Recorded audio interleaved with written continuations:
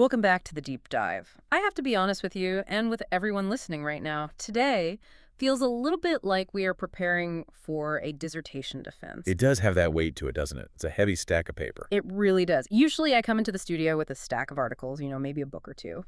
Today I'm looking at what effectively amounts to a structural engineer's blueprints for the human body. That's a great way to put it. We are tackling a monster of a topic. We're looking at a massive collection of research on modern protocols for longevity and holistic recovery. And looking at this pile, it covers absolutely everything. We've got the microscopic machinery inside the cells, the metabolic engines, the hormonal control centers, and then the psychological software that runs the whole show. It is a massive stack. But what I love about this particular collection and why I think it's worth the, dissertation level of effort is that despite coming from all these different fields, it all points toward one very cohesive idea: the architecture of recovery. The architecture of recovery. I like that phrasing. It feels solid. Right. Because usually when we talk about health in the media, we are talking about maintenance. Yeah. Eat this, don't eat that, get your steps in. Exactly. That's maintenance. But this research is different. It's about repair. It's about what happens when the system is under extreme load or when it breaks, and how you rebuild it, not just to baseline, but stronger than it was before. Okay, but I want to stop you there for a second, because when I hear holistic recovery, my brain immediately goes to, essential oils, crystals, and thinking happy thoughts. Sure. And I feel like a lot of our listeners might roll their eyes and think, okay, here comes the lecture on kale and yoga. I promise you this is not that, not even close. Good, because I did not bring my yoga mat. This is about bioengineering. Hmm. We're talking about hacking metabolism with specific molecules. We're talking about navigating the absolute maze of hormones, especially for women, which is a huge, huge chunk of our research today. A really important part, yeah. And we are talking about physically rewiring the neural pathways in the brain to handle trauma. This is hard science applied to soft problems. So less good vibes, more biological mechanics. Exactly. If there is one core mission for this deep dive, it is moving you, the listener, from a mindset of reactive medicine, which is waiting until something snaps to fix it, to proactive biological management. Right. Whether you're recovering from a major surgery, dealing with burnout, or you just want to live to be 100 without feeling like you're 100, these sources offer a blueprint. A blueprint that includes some truly weird details, by the way. I was reading through the notes last night, and I saw tomato juice being described as edible sunscreen, which I love. It sounds crazy, but the science is there. And a recommendation for a sleep divorce to save your marriage. Oh, sleep divorce is going to be controversial, I know it, but the data backs it up. We will definitely get there. I'm very curious about that one. But let's lay out the roadmap so we don't get lost in the weeds. Good idea. We're going to start with the hardware, the cells and muscles, the basic building blocks. Makes sense. Then we'll move to the fuel metabolism and nutrition. What are we putting in the tank? The gas and the oil. Then the control center hormones and sleep. The command and control system. And finally, the software mindset and psychology. Hardware, fuel, control, software. Let's do it. All right, section 1, the cellular reset button. And we have to start with Dr. Mark Hyman. Now, I knew of him as a functional medicine guy. You see his books in airports everywhere. Right, he's very well known. But I didn't know his personal story. It is intense. It's harrowing. He's essentially the crash test dummy for his own protocols. He lived it. So paint the picture for us, because this isn't just, I felt tired one day. No, not at all. First, he goes through a massive back surgery, and complications happen. Things go wrong. He ends up losing 25 pounds of muscle. 25 pounds, that's a huge amount. It's catastrophic. He's in a wheelchair. But for a guy who builds his entire life and career around health and vitality, that is a complete system breakdown. That alone is a long, long road back. I can't even imagine. But then more recently, he has a bike accident where he essentially smashes his face. Yeah. Just brutal luck. Which is just awful, and yet the research says that at age 66, the man is doing pull-ups and riding bikes at high altitude. He's fitter than most 30-year-olds I know. It's truly remarkable. So the question is how? Because the old school advice, the advice my grandfather would have gotten, and probably yours too, would have been, Mark, go lay in bed for 6 months. Don't move. Let the body rest. Exactly. And that is the myth of rest that Hyman is trying to bust. He advocates for active healing. His argument is that the body doesn't heal just by sitting there in a vacuum. It's not passive. Right. It heals when you give it the specific inputs it needs to rebuild. Yeah. If you just lay in bed, you atrophy. You rot, essentially. Your system's shut down. Okay, so let's look at his secret sauce. Because he didn't just eat healthy. He got very, very specific. First up was protein. Yeah, and he was aggressive about it. He aggressively upped his protein intake. We're talking by 20 to 30% above his baseline, which is already high. And he didn't just eat more steak. No, he was very specific about the source. Goat whey with creatine. Okay, so why goat whey? Why not just regular whey from a cow? I see big tubs of cow whey at the grocery store all the time. That's a great question, and it gets to the heart of functional medicine. It comes down to digestibility and potential inflammation. Cow dairy, for many people, contains a protein called A1 casein. A1. Right. And for a significant portion of the population, that A1 casein can be inflammatory and really tough on the gut. It can cause bloating, discomfort, all sorts of issues. I've definitely heard people say they can't handle milk, but cheese is okay. Is that related? It can be. Now, goat whey, on the other hand, contains A2 casein. The structure of A2 is much closer to human milk, and so it's often far easier on the system. When you're trying to heal from massive trauma, the last thing you want is to put your gut under more stress. So you want the most easily absorbable building blocks you can find. Precisely. But the real kicker here is the creatine he added. I usually think of creatine as something gym bros take to get swole. You know, water retention and big biceps. That's the stereotype, for sure. And it does help with muscle growth. But biologically, creatine is a battery charger for your cells. A battery charger. Yeah. It helps your body recycle ATP adenosine triphosphate. That's the fundamental energy currency of every single cell. If you are trying to rebuild 25 pounds of lost muscle, your cells need a massive, almost unthinkable amount of energy to run that construction project. You can't just wish the muscle back. You can't. You have to fuel the workers. The creatine provides the power, and the whey provides the amino acid bricks to build the wall. That makes perfect sense. But then there's the taking out the trash part. He talks about enzymatic therapy. Proteolytic enzymes. Can you break that down? Because that sounds like something from a chemistry lab. It is chemistry, but it's happening inside your body. Think of an injury site, like a construction zone after an earthquake. There is debris everywhere, damaged tissue, clotted blood, metabolic waste. It's a mess. Okay, that visual works. I'm picturing rubble everywhere. Right. Before you can build a new building, you have to clear all that rubble. You have to clean the site. Right. Proteolytic enzymes are the demolition crew. Proteo means protein. Undylic means to break down. These enzymes, when you take them on an empty stomach, don't just digest your food.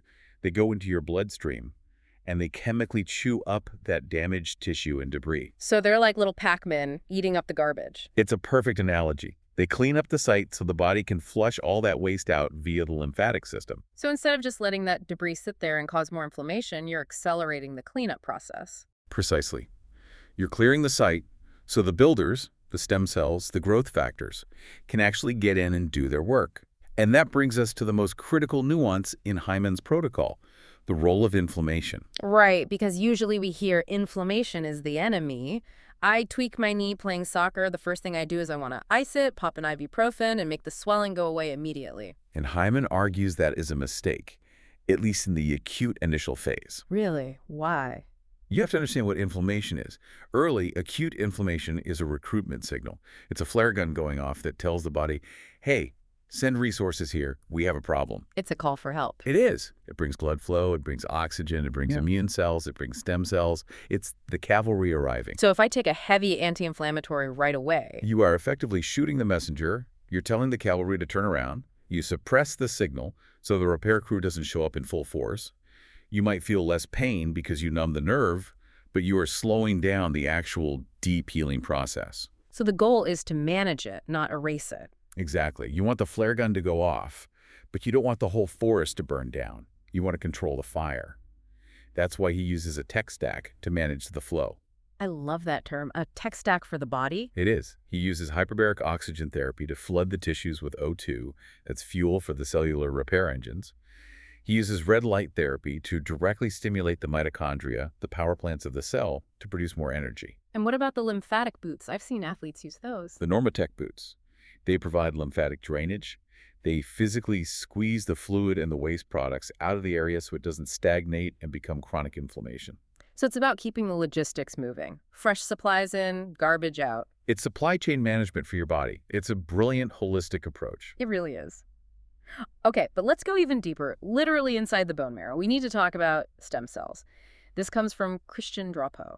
And I have to say, this part felt the most sci-fi to me, but also the most hopeful. It does feel futuristic, but it's actually ancient biology. Hmm. This was one of the most exciting parts of the research for me because it democratizes healing. It brings it back to what your own body can do. Drapeau introduces this metric of circulating stem cells. Now, when I hear stem cells, I think of, billionaires flying to Panama to get injected with something expensive and questionable. A magic shot. Right. But Drapeau is saying we don't need the plane ticket. We have our own supply. You have them in your body right now. They are sitting in your bone marrow, dormant. They are your internal repair crew just waiting for a call. And Drapeau argues that the number of stem cells you have circulating in your blood, actually moving around the body's highways, is a primary marker for your future health. If they stay in the marrow, they do nothing. So it's not about how many you have in total, but how many are on patrol. Exactly. You need them on the highways looking for accidents. He cites a study on heart failure that blew my mind. Walk us through that, because the results seem almost too good to be true. This was the chronic congestive heart failure study. These were patients who were stable, but their hearts were damaged. They had scar tissue, the pump wasn't working well, their quality of life was poor. And they weren't getting better. Right. So the researchers triggered the release of the patient's own stem cells daily. Wait, so they didn't inject new ones from an outside source? No ejections, no foreign cells. They just used specific compounds to coax the bone marrow to release what was already there. Think of it as knocking on the door of the firehouse and telling the crew it's time to go. Okay. 6 months later, all 10 patients in the initial group had normal heart function. That is incredible. They went from chronic heart failure to normal function. Their hearts had repaired themselves. The scar tissue had been remodeled. It suggests the body has the capacity to heal almost anything if the resources are properly deployed. Yeah. The blueprint is there. The materials just need to be delivered to the job site. So the million-dollar question, how do we trigger that release without going to a lab? How do I get my marrow to let these guys go? It's surprisingly accessible. Intense physical activity is a major trigger. When you stress the muscles to the point of microscopic tearing, which is what happens when you lift weights or sprint, the muscle tissue releases signaling molecules. Like a text message. A text message that travels to the bone marrow and says, "We need help. Send the repair crew." The marrow responds by releasing stem cells into circulation. So lifting heavy isn't just building muscle, it's calling for systemic reinforcements. Exactly. Another big trigger is intermittent fasting. Fasting seems to do everything these days. It really does. In this case, it induces autophagy, which is the body's cellular cleanup process, in the bone marrow itself. It's like spring cleaning for the factory. It clears out the old senescent cells in the marrow, which seems to unclog the release mechanism and prompt the release of fresh, new stem cells. As you clean out the firehouse and the new trucks can get out faster. That's a great way to think about it. But, and this is a big but, there are blockers.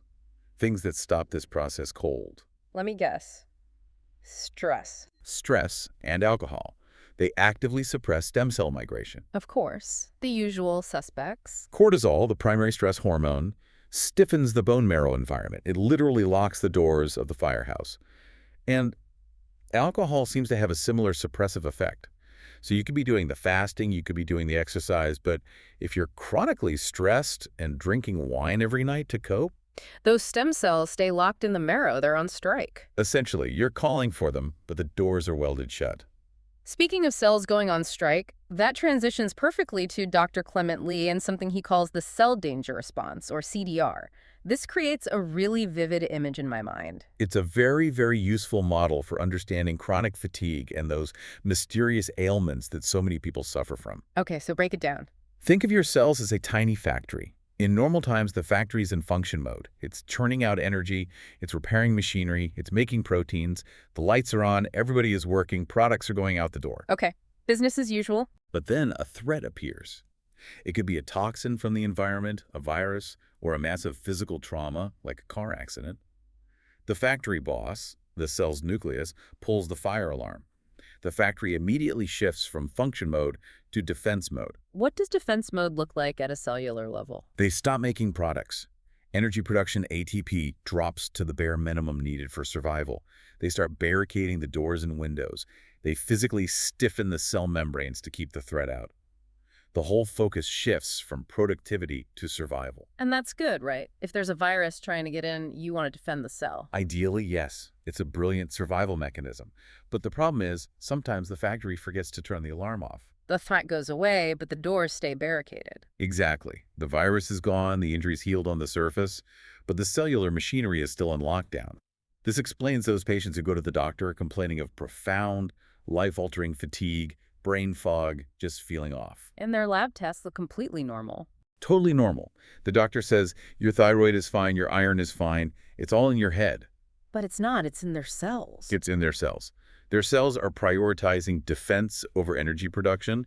They're essentially rationing power because they think they are still under siege. So how do you tell the factory the war is over? Dr. Lee suggests something called prolotherapy, which sounds painful and counterintuitive. It is totally counterintuitive. Prolotherapy usually involves injecting dextrose, which is basically sugar water, into an area like a damaged ligament or tendon. You injure it again. Why on earth would you do that? You're creating a mock injury, a very mild, controlled one. You're tricking the body. You're sending a new, fresh signal to the area saying, hey, look here, we have a problem that needs attention now. It's like when your computer freezes and the only thing that works is to just do a hard reboot. That's a perfect analogy. You are rebooting the inflammatory cycle. You're forcing the body to reevaluate the site, bring in fresh resources, and hopefully this time it completes the full healing cycle and finally returns to function mode. And he mentions the limbic system too, the brain's role in this. Right, and this is key. You cannot heal if your nervous system is perpetually in fight or flight.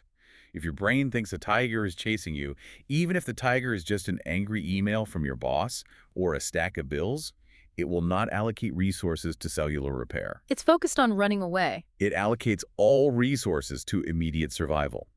You have to convince your body on a deep nervous system level that it is safe to downshift and prioritize maintenance and repair. Which is a theme we're going to keep coming back to. But first, let's talk about fueling this machine. We've covered the hardware. Let's look at the gas tank. Section 2, fueling the machine. This section really challenges some deep-seated beliefs, particularly around cholesterol. Oh man, Dr. Ben Bikman. He comes in swinging at the traditional view of LDL cholesterol. Now, most people listening probably have a doctor who watches their LDL like a hawk. Get that number down. It's the standard of care. But Bikman brings data that is genuinely shocking. He cites a study of 136,000 people hospitalized for coronary artery disease. These are people actively having heart attacks. Okay, so this is the population you'd expect to have terrible numbers. The worst of the worst. And nearly half of them had optimal LDL levels according to standard guidelines. Wait, say that again? So half the people having heart attacks had good, bad cholesterol numbers. Correct. Their LDL was in the safe zone. That seems to completely undermine the idea that LDL is the main villain. Bikman argues that LDL in isolation is a terrible predictor of risk. He says we were looking at the wrong gauge on the dashboard. The metric that actually matters is metabolic health specifically, insulin resistance. So if LDL isn't the number to watch, what is? Because people want a number. We love tracking things. He offers a much better one. And it's simple, the triglyceride-to-HDL ratio. How do I find that? Do I need a special expensive test? No, this is the beauty of it. You can calculate it from your standard yearly blood panel. You take your triglycerides number and divide it by your HDL number. Yeah. That's it. Simple math. So what's a good number? A high ratio, say, above 2.0 or 3.0 is a major red flag. It implies that your LDL particles are the small, dense, dangerous kind that can get into the arterial walls. It also strongly implies you are insulin resistant. And a low ratio. If the ratio is low, ideally below 1.5, it suggests your LDL is likely the big, fluffy, harmless kind, and that you are metabolically healthy. So if my doctor is freaking out because my total LDL is 130, but my triglycerides are low and my HDL is high, Bikman would say, chill. He would say, your doctor is looking at an outdated metric. He would say, prioritize your insulin sensitivity. Focus on low-carb diets. Focus on physical activity. Don't just rely on statins to crush a number that might not be the root cause of the problem. That is a huge paradigm shift. Now, sticking with food, food as medicine is a phrase that gets thrown around a lot. Usually it just means eat vitamin C so you don't get scurvy. Right. But Dr. William Lai takes it to a sci-fi level. He talks about anti-angiogenesis.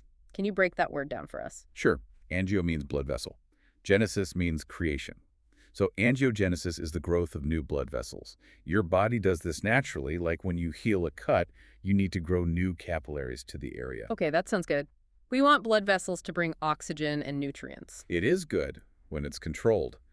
But tumors and fat cells are greedy. They also need blood supplies to grow.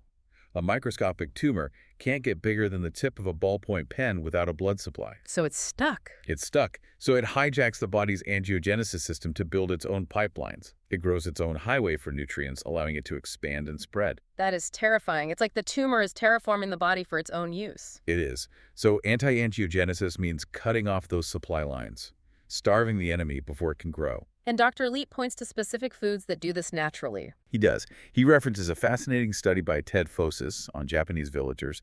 They found high levels of a compound called genistein in their urine, and genistein comes from soy. Soy, which has a really controversial reputation. It does. But in this context, they found that the genistein in their diet was inhibiting the blood vessel growth that tumors and also fat cells rely on. It's like a natural, gentle chemotherapy delivered through food. He also gave us two of my favorite party facts from this entire deep dive, the kiwi and the tomato. Simple, powerful biohacks. He says eating just one kiwi a day can protect your DNA from damage by up to 60%. 60%? From a fuzzy little fruit? That's a better return on investment than most drugs. It is. It's the unique combination of vitamin C and other antioxidants in the kiwi. Yeah. And then there's the tomato juice. This one is great for summer. Add all sunscreen. He cites research showing that drinking tomato juice or paste regularly before sun exposure can reduce UV damage to the skin by 60%. That's the lycopene. It distributes into the skin cells and acts as an internal shield against radiation. So, Bloody Marys by the pool. Maybe without the vodka. Definitely without the vodka if you want your stem cells to work, remember? Right. No alcohol. I keep trying to sneak it back in. Okay, one last piece on nutrition before we move on. Minerals. This is from Caroline Allen. She talks about why just popping a magnesium pill might be a total waste of time. This is all about bioavailability. It's a critical concept. We tend to think, I swallowed the pill, therefore it is in my body. But your digestion is a gauntlet. And even if a mineral gets into your blood, that doesn't mean it gets into your cells. Right. Plus, minerals don't work in isolation, they work in symphony. They have specific ratios. If you take a massive dose of calcium, for example, you might actually deplete your magnesium levels. It's a delicate balancing act. So it's not just about one single nutrient. But her bigger point is about the delivery system. She uses a great analogy, the delivery truck. Tell us about the truck.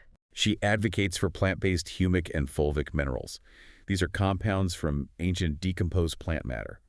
Fulvic acid, in particular, is a fascinating molecule. It's incredibly small enough to pass through cell walls easily. Okay. And it acts like a delivery truck. It binds to the nutrient, say the magnesium in your gut, carries it right up to the cell wall, escorts it through, and then here's the cool physics part. It changes its electrical polarity. Changes polarity, like flipping a magnet. Exactly. It changes its charge, which causes it to release the nutrient and drop it off inside the cell, right where it's actually needed. Wow. Then as an empty truck, it picks up heavy metals or metabolic waste products from inside the cell and carries them out. So it's a delivery truck on the way in and a garbage truck on the way out. Perfect description. Synthetic, isolated supplements often lack this sophisticated carrier system. They just float around in the blood, never getting into the cell, and just pee them out. It's expensive urine. And she used this to heal herself, right? Yeah. She credits these fulvic minerals with recovering her from totally flatlined adrenals and severe gut inflammation because she was finally getting the raw materials into the factory. Okay, so we've reset the cells, we're fueling them correctly. Now we need to look at the control center, section 3, the architecture of sleep and hormonal health. And we have to start with the father of biohacking, Dave Asprey. And he shares a pretty vulnerable statistic. At age 26, he has lower testosterone levels than his mother. Ouch, that is not ideal, especially for a guy in his 20s who's supposed to be at his peak. You know, he was wrecked. He was overweight, fatigued, brain fogged. And it led him to investigate when hormones are actually made. It turns out biology is very punctual. The pituitary gland signals testosterone production primarily during deep sleep. Okay, so the takeaway is just get 8 hours of sleep. It's not just about duration, it's about timing. That deep sleep pulse where the real repair happens occurs in the first half of the night, usually tied to the body's natural circadian rhythm. So if you go to bed at 2 a.m. and sleep until 10 a.m., you still got 8 hours. But you missed the bus. The hormonal production window has closed. Asprey recommends a strict 90-minute bedtime window, ideally between 10:00 and 10:30 p.m. That seems really rigid. 10:30 p.m. every single night. It is rigid, but biology is rigid. He also talks about light and food. If you're staring at the blue light from your phone or eating a heavy meal 3 hours before bed, you are sending a powerful signal to your body that it is noon. Your body sees the blue light from the screen and thinks, the sun's up. Exactly. The brain says it's daytime. We don't need to make repair hormones yet. We need to be alert. And so your melatonin is suppressed, your cortisol stays high, and your testosterone production for that night absolutely crashes. So bed by 10:30, screens off by 7:30, that is a real lifestyle commitment. It is. But if you want the architecture of recovery, that's the blueprint. You have to send the right signals at the right time. Now, speaking of sleep, Dr. Matthew Walker brings up something that sounds like it's straight out of a horror movie. REM sleep behavior disorder. What is this? This is serious, serious stuff. Usually when you enter REM sleep, that's dream sleep, your brainstem releases a chemical to paralyze your major voluntary muscles. It's a biological safety lock. Right, so if I dream I'm fighting a dragon, my arms don't actually start swinging in bed. Exactly. It's an incredible evolutionary feature that keeps you and your partner safe. But in REM sleep behavior disorder, that paralysis mechanism fails. The lock is broken. So you're physically acting out whatever you're dreaming. Punching, kicking, running, jumping out of bed. Walker notes that over 90% of these patients end up injuring themselves or their partners. We're talking broken hands from punching a wall, concussions from falling out of bed. It's incredibly dangerous. And aside from the immediate danger of punching your nightstand, he says this is a canary in the coal mine. It is. It's a powerful neurological warning sign. It can be an early predictor of neurodegenerative diseases, specifically Parkinson's disease or Lewy body dementia. An early predictor by how much? We're talking years or even decades before other symptoms like tremors show up. So if you or your partner are thrashing around and acting out dreams, it's not just a funny quirk. It's not funny at all. The advice is to immediately make the sleep environment safe pad, the corners of furniture, maybe put the mattress on the floor for a while, but more importantly, see a neurologist and seek out biomarker testing. Coming it that early could dramatically change how you manage your future brain health. That is a heavy warning, but a really important one. Now, I want to spend some real time on this next part. We have a massive section here dedicated to women's health.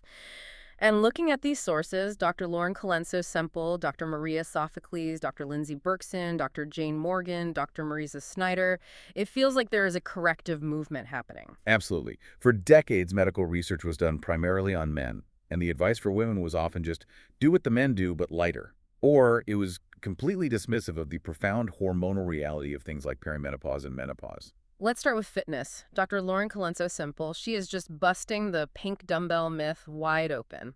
Oh, you know the ones? The little 2-pound weights? Yeah. There is a very popular trend right now on social media about cycle-synced training. The idea that you have to change your workout every week based on where you are in your menstrual cycle. It's your luteal phase, so only do gentle yoga, that kind of thing. And she says that's nonsense. She says, don't overcomplicate it. The evidence for it being superior is very weak. The fundamental biology of muscle protein synthesis, the mechanism of how muscles actually grow, is the same in men and women. The muscle doesn't know what gender it is. It just knows tension. So lift heavy. Lift heavy. Her prescription is simple and effective. Resistance training 2-3 times a week in the 6 to 12 rep range, close to failure. That's the key phrase. If you can do 50 reps while reading a magazine, you aren't sending a strong enough signal to your body to build bone density or muscle. And for women, especially as they age and go into perimenopause, bone density is everything. It's the difference between breaking a hip at 70 or not. Yeah. It's about maintaining your independence. Yeah. She also touches on creatine again. Yes, from Hyman's protocol. She emphasizes that creatine monohydrate is safe and incredibly effective for women. It doesn't make you bulky, that's a myth. It just hydrates the muscle and helps with energy production. But she has a specific warning. Avoid the gummy versions of creatine. Why? Everyone loves gummies. They seem so convenient. They often fail third-party lab testing for dosage. The manufacturing process is tricky. You might think you're getting 5 grams and you're actually getting 1. Plus, they're loaded with sugar, which isn't helping your metabolic health. Stick to the unflavored powder. Good to know. Now let's talk about the bedroom gap. Dr. Maria Sophocles and Dr. Lindsay Berkson, they discuss a hormone I don't hear mentioned often in this context, oxytocin. The love hormone, or the cuddle hormone. We usually hear about it with social bonding or breastfeeding, but it's crucial for tissue health, elasticity, and libido. Dr. Berkson points out that oxytocin is one of the most vulnerable hormones to environmental toxins. Like what? Plastics, phthalates, the chemicals in everyday products, they crush oxytocin levels. And of course, it naturally declines during menopause too. And low oxytocin leads to what? Thinning vaginal tissues, dryness, pain, and a loss of libido. Dr. Berkson has an incredible backstory herself. She's a DES daughter. I read about this. DES was a synthetic estrogen given to pregnant women back in the 50s and 60s, right? Yes, they thought it would prevent miscarriage. It turned out to be a toxicological disaster. It caused massive reproductive health issues and cancers for the children born from those pregnancies. Berkson was exposed in utero. So she should have had a lot of problems. By all accounts, she should have had a myriad of health failures. But at 77, she is vibrant and thriving, and she credits meticulous hormone balancing. But there's so much fear around hormone replacement therapy, largely because of that big WHI study years ago that linked it to cancer. Which has been largely reevaluated and, by many experts, debunked. The data was misinterpreted, and the hormones used were not bioidentical. These doctors are advocating for localized solutions, like vaginal estrogen and DHEA. So it's not systemic. Exactly. It can improve tissue quality, lubrication, and libido right at the source, without the systemic risks that people fear. It's about quality of life. You do not have to just suffer through atrophy. Quality of life and also survival. Dr. Jane Morgan shares a really disturbing story about her experience as a pregnant cardiology fellow. It just highlights the deep-seated bias that has existed in the medical field. She was ostracized by her male colleagues for getting pregnant. They viewed it as a weakness, a lack of commitment to the job. Which is just an insane way for a doctor to think. It is. And now, she is a fierce advocate for women's heart health. She tells women to look for the cluster in midlife. The cluster? Perimenopause isn't just hot flashes. It's a major metabolic shift. High blood pressure, insulin resistance, rising cholesterol, these often hit women all at once in a dangerous cluster. And she has a very specific ask for every woman listening. What is it? Do not just get a standard lipid panel. Ask your doctor, specifically for an LPA blood test, lipoprotein(a). LPA, that's distinct from LDL. Very. It's a highly genetic marker for sticky, clot-prone blood. It's a major independent risk factor for heart attack and stroke. Most doctors don't test for it unless you ask. You have to be your own advocate. And she also mentioned a tip related to mammograms. This is a life-saving tip. When you get your mammogram report, ask them to check for microcalcifications in the breast arteries. They're usually just looking for tumors in the breast tissue. Right. But calcification hardening in the breast arteries can be an early indicator of heart disease risk throughout your body. The breast arteries can show calcification years before the coronary arteries do. It's a free window into your cardiovascular future. That is a powerful, actionable takeaway. Finally, for the women's section, we have to talk about the sleep divorce with Dr. Marisa Snyder. She coined this term, and I think it's brilliant. She was suffering from back-to-back concussions while also caring for a toddler. Her brain was inflamed, she wasn't healing, and she asked herself why. The answer was simple. She wasn't sleeping. She was waking up with the baby, or her husband was snoring, or... All of it, the typical disruptions of family life. And she realized that to heal her brain, she needed consolidated, uninterrupted rest.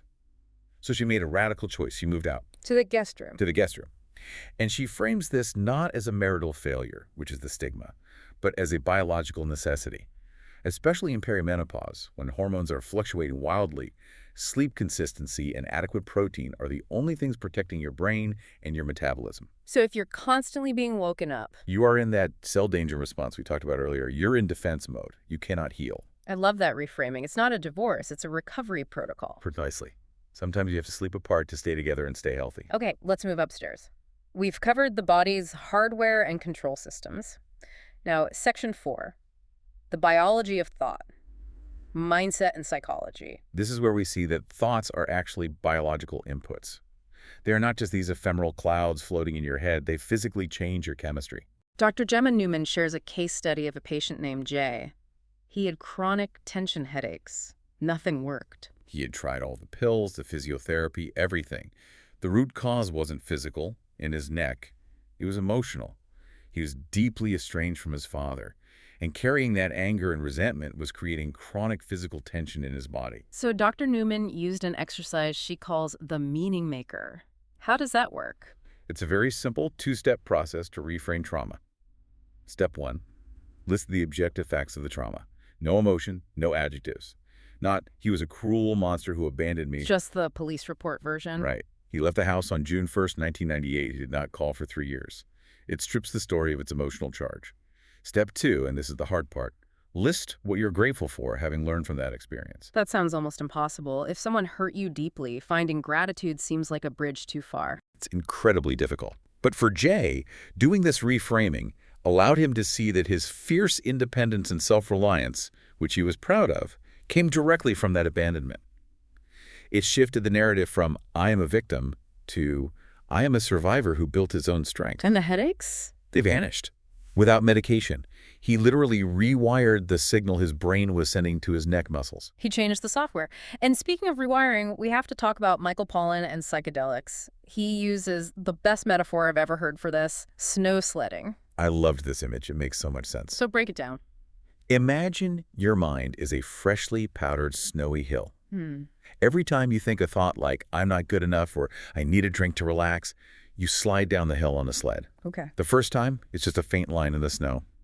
But if you think that same thought every day for 10 years, that track gets deep. It becomes a groove, a rut.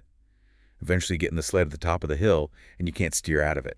Gravity just pulls you down the same well-worn negative path. That's depression, that's addiction. And psychedelics are what in this analogy? Psychedelics are a fresh, heavy snowfall overnight. They shake the snow globe. For a few hours, all the grooves and ruts are filled in. The landscape is level again. You can take the sled anywhere. You can carve a brand new path. Pollan shares his own experience. He took psilocybin intending to grieve his deceased father. He had a script in his head. This trip is going to be about my grief. But the trip went sideways, in a good way. Instead of grief, he spent the entire time in a state of profound appreciation for his living mother. He saw her in a completely new light. And that insight didn't fade when the drug wore off. He laid down a new, positive track in the snow. No, you don't always need psychedelics to change your thinking. Dr. Michael Gervais works with UFC fighters, people who need absolute, unshakable confidence. But he warns against delusion. There's a very fine line between confidence and just lying to yourself. He suggests a tool he calls the epic thought list. It's a rule. For every positive affirmation you say to yourself, like, I'm a tough mother, you must immediately list 3 concrete, factual past experiences that make it true. So you can't just stand in the mirror and say, I'm a champion, if you've never won a single fight. Exactly. Your brain is smarter than that. Yeah. It knows you're lying, and it creates cognitive dissonance. But if you say, I am a champion because I trained for 3 hours today when I was tired, I won that sparring match last year, and I have perfected my left hook, you are grounding the confidence in objective reality. You're providing evidence. You are proving to your brain that you aren't lying. It builds real earned confidence. He also talks about practicing at the danger line. The messy edge of capability. Right. You have to train there. If you only practice what you're already good at, where you are comfortable, you don't build the psychological calluses you need for true resilience. You have to put yourself in positions where you might fail, so your brain learns that it can survive failure and keep going. One last psychological tool, and this one involves other people. Dr. Sandra Lubomirsky and Dr. Harry Race, and their concept of the relationship seesaw. This is a fantastic diagnostic for the health of your relationships. Imagine a seesaw at a playground. If you offer support, you push up from the ground, and your partner doesn't reciprocate, they don't lift their feet and push back, you're just stuck on the ground. That dead weight feeling, it's exhausting. That lack of responsiveness is toxic. It's a major source of chronic stress. But there's a biological twist here about kindness that I've found just fascinating. This is profound. They cite a study looking at gene expression in the immune system. They found that performing acts of kindness improves your immune gene expression. It literally turns down the genes associated with inflammation. Okay, so being nice literally makes me healthier. But here's the incredible kicker. It only works if you do the kindness for others. Wait, so treating myself to a spa day or buying myself something nice? Does not have the same effect on your immune gene expression. It might feel good in the moment, but it doesn't change your biology at that level. Buying a stranger a coffee. Helping a neighbor carry their groceries. That does. We are fundamentally wired for pro-social connection. That is incredible. Being selfish is literally bad for your cells. It appears so. Evolution wants us to cooperate. All right, we are in the home stretch, section 5. The long game. Cancer and the Wellderly. We have to start this section by talking about Dr. Dawn Mussallem. Her credibility is off the charts. She's a stage 4 lymphoma survivor and a heart transplant recipient. She is walking, breathing proof of resilience. She talks about radical optimism, and again, this isn't just think happy thoughts. She has data. She does. A meta-analysis shows that optimism improves health outcomes by about 15%. It's a measurable biological drug. But she pairs that optimism with rigorous nutrition. She notes that a staggering 95% of cancer patients are deficient in fiber. And she brings up soy again. We heard about it with Dr. Lai for anti-angiogenesis, but she mentions it for breast cancer specifically. Yes, there's a persistent myth that soy is dangerous for breast cancer patients. She cites data showing a 25% reduced recurrence risk in breast cancer survivors who consume soy. And she also highlights berries 2 servings a week were linked to a 25% reduction in all-cause mortality. These are such simple dietary inputs with massive outputs. They really are. And finally, Dr. Eric Topol and his research on the Wellderly. I love this term. What is a Wellderly? The elderly. These are people over 80 years old who have never been seriously sick. No chronic disease, no heart attacks, no cancer. They've lived long and healthy lives. Topol sequenced their genomes, expecting to find some super gene that was protecting them. He thought they were genetic mutants. He thought he'd find the fountain of youth in their DNA, the magic bullet. What did he find? He didn't find it. Genetics played a surprisingly small role. Many of them had the same risk genes as people who got sick much earlier. Really? So it's not just grandma smoked until she was 90, so I'm fine. No, that's the rare exception, not the rule. The common threads he found were 2 things: a remarkably robust immune system and a consistently upbeat, resilient, forward-looking personality. It all comes back to the mindset and the immune system. It does. Topol's big takeaway is that we need to stop banking on good genes and focus on building health span through our lifestyle. Things like posture, balance, and actively removing toxins like plastics from our environment. You are in control of the vehicle, regardless of the chassis you were born with. So let's try to land this massive plane. We have covered a lot of ground today. We fixed the cell with Hyman and Drapeau. We fueled the machine with Bikman and Lay. We respected the hormones with Asprey and the incredible women's health experts. And we rewired the mind with Pollen and Gervais. If I had to synthesize this whole huge stack of research into one single word, it would be signaling. Explain that. Everything we discussed today is a signal. Light is a signal for sleep. Food is a signal for angiogenesis. Stress is a signal for the cell danger response. Thoughts are signals for your immune system. Your body is always listening. It is never not listening to the inputs you give it. That is both a terrifying and an incredibly empowering idea. It is empowering because it means you can change the signal. You aren't a victim of your biology. You are the conductor of the orchestra. And that leads us perfectly to our final provocative thought. I want to go back to Dr. Clement Lee's cell danger response. It's the fundamental question, isn't it? It is. If your cells can get stuck in defense mode, prioritizing survival and stopping energy production, and if your relationships can get stuck on the ground of that seesaw, it makes you ask a bigger question. Are you living your life prioritizing survival over thriving? That's the challenge for you listening right now. What is one signal you can change today? Just one. Is it eating a kiwi? Is it turning off your phone and going to bed at 10:00 p.m. tonight? Is it finally writing that letter to forgive someone to stop the headaches? One thing can you do to tell your body that it is safe to heal? Because once it gets that message, the architecture of recovery takes over. And the construction crew finally gets to work. Thanks for taking the deep dive with us. We'll see you next time.